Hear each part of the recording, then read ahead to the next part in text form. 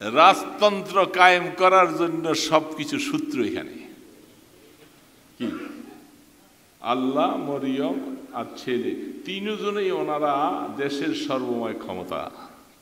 কি তিনজন ক্ষমতার মধ্যে আসে নাই? এটা তাদের আকীদা কথাটা। এখন আমাদের দেশের মধ্যে এরকম সব কিছুর মধ্যে আইসা রাজতন্ত্র তৈরি হতে ছিল, হয়ে আসছে এবং বাকি সময় থাকলে করত যেন দেশটা আমার, বাবা আমার, মেয়ে আমার, ছেলে আমার, এই দেশ স্বাধীন করেছে আমার বাবা, এই দেশ আবার আমাদেরকে বাদ দিয়া চিন্তা আসে কেমন করে? হ্যাঁ, সেই চিন্তা দিয়েই তো দেশটা চলছে। কি বলেন? এই দেশ সবকিছু তো আমার বাবা তৈরি করেছে।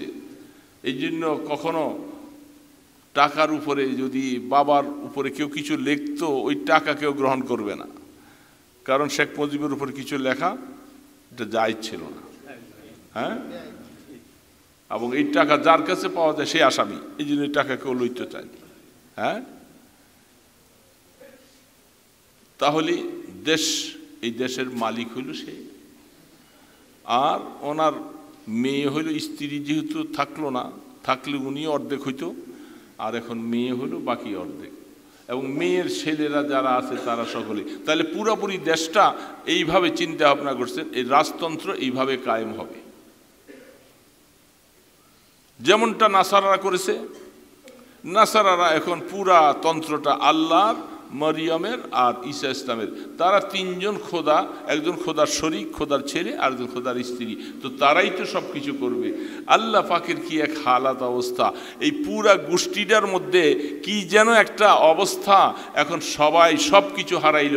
হ্যাঁ, বাবাও গেল, মেয়েও গেল, মেয়ের ছেলেও গেল, বউ গেল, পুত্রবধূ গেল, সব গেল, সব গেল। আপনাদের মধ্যে এখানে অনেকে আসছেন, কিন্তু আপনি বাস্তবতা দেখেন আল্লাহ পাক কি ঘুরায়। মরিয়ম আর ইসলামের ব্যাপারটা, ইসলামের ব্যাপারটা যেরকম আল্লাহ কি ঘুরাইছেন, আল্লাহ তাদের ব্যাপারটা আল্লাহ কিভাবে ঘুরাইয়া ঘুরাইয়া আনছেন, এটা বোঝার দরকার। খ্রিস্টান মেয়ে বিবাহ করাইছে আর বলতেছে মাসালা দিচ্ছে মাঝে মাঝে, আমরা অনেক আগে শুনতাম, বললো যে যেহেতু এই তারা কিতাব, আহলে কিতাব, তারা আহলে কিতাবের সাথে বিবাহ শাদী জায়েজ। আরে আহলে কিতাব কাকে বলে সেটা বুঝলামও না, তাদের জবাই করা হালাল, বিভিন্ন কথা মাসালা না যায় না। আপনার ছেলে বিবাহ করছে তো এই জন্য মাসালা সুন্দরভাবে ঘুরাইয়া দিয়েছেন আপনি, আহলে কিতাব বিবাহ করা জায়েজ। কি আহলে কিতাব বিবাহ করছে না?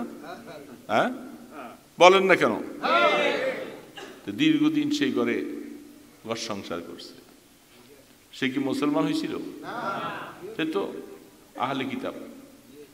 আহলে কিতাবের সাথে ঘর সংসার হয়েছে, জেনা হয়েছে না?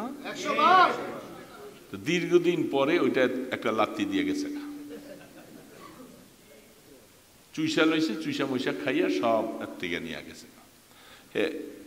এরপরে এখন মেয়ের নিজের বোনের মাইয়া, সেটাও মন্ত্রিত্ব শেষ। হ্যাঁ, এখন এই অবস্থাগুলি এখন পুরো ফ্যামিলির উপরে দেখেন আল্লাহ পাকের লানত কিভাবে আসতেছে। রাজতন্ত্র কায়েম করতে চাইছিল এই দেশে, আমাদের ফ্যামিলি ছাড়া, আমাদের বোন, আমার ভগ্নী, আমার ভাই, আমার ছেলে ছাড়া এই দেশে ক্ষমতা আবার নেয় কে? দেশটা তো আমার বাবার, এটা তো বলতো আমার বাবার দেশ, তুমি কে? আল্লাহ পাক। আল্লাহ পাক যখন বলে যে এই কথা আমি সহ্য করি নাই কোনোদিন, এই দেশ আমার, আমি আল্লাহ যাকে পছন্দ করি তাকে রাখি কয়েকদিন, আবার অপছন্দ হইলে একটা লাথি দিয়ে উষ্ঠে দিয়ে ফেলাই। তোমার বলছো তো। ঠিক এমনি ভাবে ওই সমস্ত খ্রিস্টানরা এখন আল্লাহ, মরিয়ম এবং ঈসা তিনজনকে, তিনজন খোদা, এখন যে কোনো সমস্যায় তিনজনের যে কোনো একজন সমাধান করবে। ছেলেকে ধরে মার কাছে যাব, মাকে ধরে আল্লাহর কাছে যাব, এই তিনজন ফেভারে আসলে আর কোনো অসুবিধা নেই। এই নিয়ে তাদের মধ্যে বিভক্ত হয়ে গেল। ঈসা আলা নবীন আলাইহিস সালামের জমানায় ওই সময় এটা একটা কঠিন মাসালা ছিল, কোন রকমের জেহাদ ছিল না, মারল না, একটা থাপ্পড় যদি এক গালে যদি কেউ কাউরে দিছে আরেকটা গাল পাইতে দিছে, প্রতিবাদ নেই, প্রতিবাদ করা বৈধ ছিল না, সব চুপচাপ চুপচাপ। এই জন্য উনি যতদিন আস্তে আস্তে বুঝাইছে তারা বুঝতেও রাজি না, 3 খোদা বলে বলে সময় কাটাইছে। এর মধ্যে এই মাত্র 12 জন পাওয়া গেছে তারা ওনাকে আসলে নবী হিসাবে স্বীকার করেছে, আর বাকি ওলারা সকলেই তারা কেউ আল্লাহর বেটা, কেউ সরাসরি আল্লাহ, এই কথাগুলি বলে তারা সময় কাটাইছিল। তো ইহুদি নাসারা খ্রিস্টানরা সব কিছু তাদের চক্রান্ত হলো, তারা আস্তে আস্তে করে ভিতরে ঢুকবে, ঢুইকা তারা সমাজের মধ্যে মুসলমানদের মধ্যে তারা এই আকীদা পোষণ করাইতে চায়। এখন যারা আমাদের দেশে বড়দিন পালন করে এরা যিশু খ্রিস্টকে কি বলে? বলে না? এই যে বড়দিন পালন করলো, দেখেন নাই আপনারা? খ্রিস্টানরা তারা সব কিছু ওনাকে খোদা বানাইতেছে। এবং আল্লাহ পাক কোরআন স্পষ্ট বলছেন, আমার ওমা কাতালুহু ওমা সালাবুহু ওয়ালাকিন শুব্বিহা লাহুম, আমার ঈসাকে তারা মারতেও পারে নাই, আমি তাদের মধ্যে থেকে একটাকে অবিকল ঈসা বানাই দিছি, একেবারে হুবাহু। যেগুলায় মারতে গেছিল তারা 12 গোত্রের 12 জন আইসা ভিতরে ঢুকছে। আল্লাহ পাক বার রাফাহুল্লাহ, আল্লাহ পাক ঈসাকে ফেরেশতার মাধ্যমে সাথে সাথে আসমানে উঠে নিয়ে গেছে। নিয়া ওদের মধ্যে যে 12টা ছিল 12টার একটা অবিকল ঈসা ইসলামকে মারো, ধৈর্য শুলিতে চড়াও, শুলি দেখেন না এখন ক্রোশ, শুলিতে চড়াও। তারা খুব আনন্দ, ঈসাকে আমরা দিছি হত্যা করে দিছে। এখন তারা সেই দিন বড়দিন পালন করে, তাকে এখানে সব ক্রুশ পাওয়া যায়, ইত্যাদি পাওয়া যায়। এমন গাদা তারা 12 জন যে ঢুকলো, গই না বারবার দেখবে না যে আমরা আমাদের আরেকজন কই। যখন আল্লাহর তরফ থেকে যখন গজব আসবে তখন পিছনের দিকে তাকাইবার সুযোগ নেই, রান্না খাওয়ার সুযোগ থাকে। তখন আল্লাহ পাক কিভাবে করবে? আমাদের 12 জন মধ্যে একজনকে আমরা হত্যা করলাম সবাই মিল্লা, গেল কই আরেকজন? এরা এখন 11 জন গুণে এই কথাটা আল্লাহ তাদের ব্রেনে দেয় নেই, যারা আমরা তো আমাদের একটাকে মানলাম, আমরা ঈসাকে পারলাম কই? তাদের সেই হকের থেকে তারা সব চলে গেল, তারা খ্রিস্টান হইয়া এখন এরা বড়দিন পালন করে, যীশু খ্রিস্টের জন্য এত কিছু করতেছে, অথচ তারা ধ্বংসকারী, ওনাকে হত্যাকারী তারা।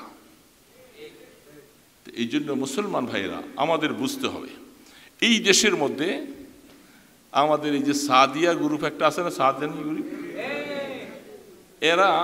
এরা যে আমার মাঝে মধ্যে আপনাদের কি মনে আসে আমি বুঝতে পারি না, কোনো একটা ইসলামী দল এবং দাওয়াতে তবলিগের কাজ করে এমন কোনো মানুষের পক্ষ থেকে যদি মানুষ হত্যার যদি কোনো ঘটনা পাওয়া যায়, একটা মানুষ হত্যা করছে, আল্লাহ রসুল বলতেছে মান কাতালা মুতাআম্মিদান ফাজাযাহু জাহান্নাম, যারা কোনো মানুষকে ইচ্ছা করে কোনো একজন মুমিনকে যখন হত্যা করবে তার ঠিকানা জাহান্নাম অনিবার্য।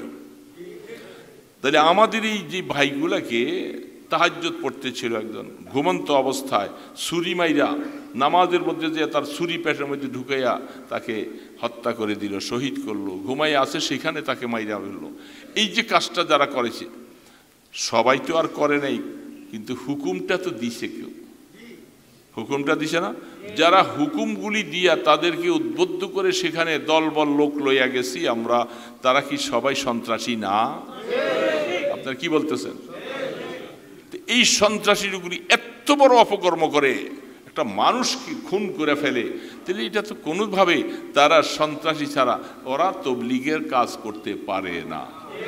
ওদের মাকসাদ হলো ওই খ্রিস্টানদের মতো, ইহুদিদের মতো তারা মাইরা ফেলবে। এই জন্য এই দেশে আলেম ওলামা ভালো যারা আছে এদেরকে মাইরা ফেলানোর সিদ্ধান্তই তারা সেই খ্রিস্টানদের এবং ইহুদিদের সমস্ত এজেন্ট বাস্তবায়ন করার জন্য তারাই সমাজে লাগছে। আপনারা বুঝেন নাই ব্যাপারটা এখনো? মানুষ হত্যা কি এটা দিন কোনো দাওয়াতের কাজ হতে পারে, তাবলীগের কাজ হতে পারে? এটা কোন কথা? তো যারা এই কাজের সাথে তারপরও জড়িত, এরা কি হক? অন্যায় না, তারা ক্ষতি বাতিল। তাহলে এখানে বাতিল এই মসজিদে আইসা আপনাকে এখানে মিম্বরে দাঁড়াইয়া এখন তাবলীগের বয়ান করব, আপনারা খুব সবাই মনোযোগ সহকারে শুনবেন। কি বলে? হ্যাঁ, ঠিক তো? এই মসজিদে আইসা বলবেন যে আমি এসে আমি দাওয়াত দিতেছি, তাবলীগ করেন, একরাম করেন। এখন যদি এখন আমাদের পাশে একটা মসজিদ বানাইয়া বলে যে ঠিক আছে এই মসজিদ থেকে যখন বাইর করে দিছো, আমরা এখানে একটা মসজিদ বানাই আমাকে কাজ করব, অসুবিধা কি? হ্যাঁ, কি বলেন? এই জন্য ওরা নারায়ণগঞ্জে কোনো মসজিদে তাদের জায়গা নাই। এরা ওই নতুন চানমারির ভিতরে ওই দিক দিয়া সেইখানে এ পর্যন্ত 30 না 32 কোটি টাকা দিয়ে জায়গা কিনছে। কোটি! এত টাকা কোত্থেকে পায়? তাদেরকে ইসরায়েল মদত করতেছে এইভাবে করে। বাতিলরা, ইসলাম বিদ্বেষীরা তাদেরকে যেহেতু এই মিশন দিয়ে তারা সব কিছু করতে চায়, এদের মাধ্যমে তারা এগুলি প্রতিষ্ঠিত করতে চায়। এত কোটি টাকা দিয়ে সম্পদ কিনছে, তারা এখানে মার্কাজ বানাবে। মার্কাজ বানাবে মানে মানুষ হত্যার ষড়যন্ত্রের কেন্দ্র বানাবে তারা। এই জন্য এটা হতে দেওয়া যায় না। জুমার পরে প্রতিবাদ সেইখানে যারা পারেন, অনেককে আমরা বলছি হাজীগঞ্জ মাদ্রাসায় আপনারা নামাজ পড়েন, সেখান থেকে আমাদের প্রতিবাদ সেখানে হবে। আমরা তাদের ওই যে জায়গাটা কিনছি ওই জায়গাটার সামনে ওই যে নতুন যে রোডটা হয়েছে আপনার চানমারি মাজার এখান দিয়ে সোজা যে রাস্তাটা গেছে হাজীগঞ্জের সাথে, সেইখানের পাশে। তো যারা পারেন নিজের ইচ্ছায় চলে যান, কারণ এখান থেকে এত দূর থেকে মিছিল করে নিয়ে যাওয়া অনেক কষ্ট হবে, রাস্তায় জ্যাম হবে। এই জন্য বলছিলাম যারা যেতে পারেন তারা শরীক হন। আর আমি ইনশাল্লাহ যাব, আমার সাথে আমি বলছিলাম 2টা অটো কমপক্ষে 2-4টা অটো রাখো, আমরা যেন কমপক্ষে ভিতর দিয়ে যেতে পারি।